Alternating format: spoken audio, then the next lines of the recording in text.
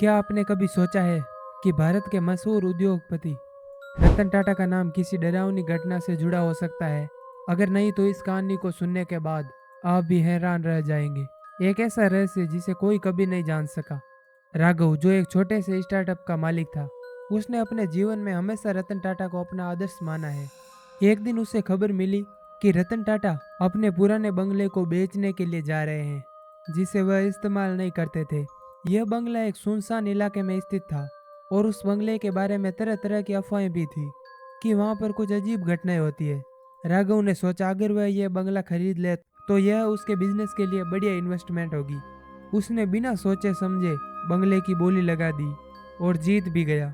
लेकिन असली मुसीबत तब शुरू हुई जब राघव ने उस बंगले में अपना पहला कदम रखा। जब वह रात को उस बंगले में अपने दोस्तों के साथ रुका तो उसे ऐसा महसूस हुआ जैसे उसकी हरकतों पर कोई नजर रख रहा हो। दीवारों पर लगी पुरानी तस्वीरें अजीब ढंग से राघव को घूर रही थी। उसके दोस्त भी इस डर से सहम गए, लेकिन राघव ने उन्हें दिलासा दिया कि यह सब सिर्फ उनकी कल्पना है। लेकिन उस रात कुछ अजीब हुआ। राघव को आधी रात के समय किसी के चलने की आवाजें सुनाई दी। वह उठा और बंगले के गलियारों में देखा, लेकिन वहां पर कोई नहीं था। तभी उसे एक कमरे में हल्की सी रोशनी दिखाई दी। जब वह उस कमरे में गया तो उसके रोंगटे खड़े हो गए। कमरे के बीच में उसे एक चेहरा दिखा जो बिल्कुल रतन टाटा की तरह दिखता था, लेकिन यह रतन टाटा नहीं थे, यह उनका भूत था। भूत ने राघव को घूरते हुए कहा, तुमने इस बंगले को खरीद लिया, लेकिन तुम इसकी सच्चाई नहीं जानते। यह बंगला अब तुम्हारा नहीं, यह मेरी आत्मा का निवास है। जो भी यहाँ रहता है उसे मेरी सच्चाई का सामना करना पड़ता है।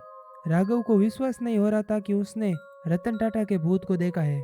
उसका मन डर और उलझन में था। उसने तुरंत वहां से भागने की कोशिश की, लेकिन बंगले के दरवाजे अपने आप बंद हो गए। वह फंस गया। तभी एक कागज का टुकड़ा हवा में उड़ता हुआ उसके सामने गिरा। उसमें लिखा था, यह बंगला मेरे लिए नहीं बना था, इसे कभी नहीं बेचा जाना चाहिए था। अब जो भी इसे खरीदेगा उसे मेरी शर्तें माननी होंगी। राघव समझ गया था कि वह इस रहस्यमय जगह से बाहर नहीं निकल पाएगा। अगली सुबह जब उसके दोस्त ढूंढने आए तो उन्होंने देखा कि राघव का चेहरा पीला पड़ चुका था और वह बेहोश पड़ा था। उसकी हालत देखकर सबको यह यकीन हो गया था कि इस बंगले में कुछ तो बहुत भयानक है। राघव ने इस घटना के बाद किसी से भी इस बारे में जिक्र नहीं किया, लेकिन उसने वह बंगला तुरंत बेच दिया। वह जानता था कि वह उस भयानक सच्चाई को भूल नहीं पाएगा। क्या यह सिर्फ एक वहम था या रतन टाटा के भूत ने राघव का सामना किया?